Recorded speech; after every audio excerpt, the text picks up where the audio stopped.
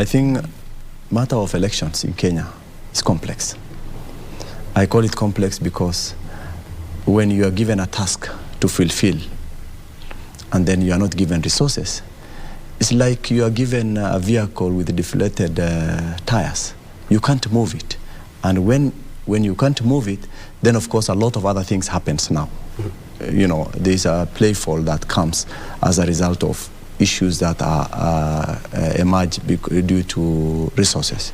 However, you know, give credit to its due. I think Kenyans, despite shortcomings, Kenyans have set a new bar for themselves in matters of election. This year, last year, yes, sorry, last year, yeah. The reason being, we were able to decide on who won in an election. We were able to back on. Leaders are able to contain themselves and keep off from violence, and decide, you know, went to courts. You know, they put all their hopes on Supreme Court, and the results that have come out of that place was also embraced, and therefore we did without violence. So we raised the bar for both ourselves, our neighbors, and of course Africa at large in terms of last year's election. In terms of election processes, this is still an issue. One, nobody trusts the referees. We appoint them, but at one point, once it gets, when things become hot, you lose trust in them. Pressures come, and you want everyone, not him to act as a referee, but you want him to do favor for the person who is, playing the game for that particular day.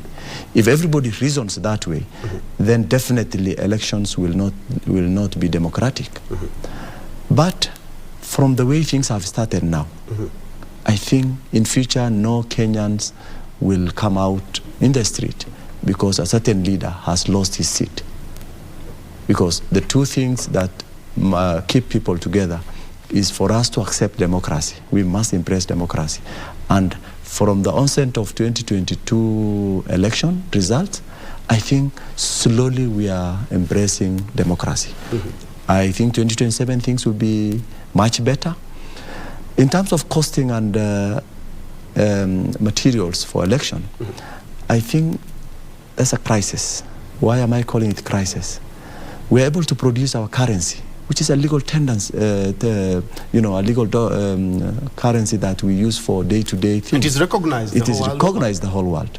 What is a ballot paper? We could even use an excise book to actually but we have the trust deficit here in the country. We wouldn't even trust our own. What happens after you... I'm looking at not the document. I'm looking at what happens after the document is delivered. So the whole process, the document is delivered to the polling stations. In the polling stations, we all have our agents, people who look after this document. We have security agents who look after that.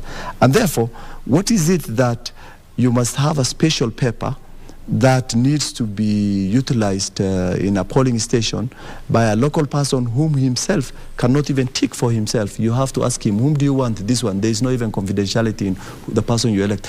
Almost 60%. I don't like giving out figures when I'm not very certain about it as a researcher, but I mean majority of our population are people who are voter assisted.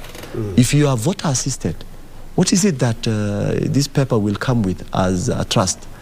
I mean, in any case, this paper will eventually end up in the ballot polling stations, given to a PO, presiding officer, and distributed to the clerks who are tasked to do the exercise, and they allow you to do the process. So any paper you use from this center, from the center, I mean the IBC HQ, to the polling station, it is only useful when it gets to the polling station, when the voter himself gets that paper and votes in.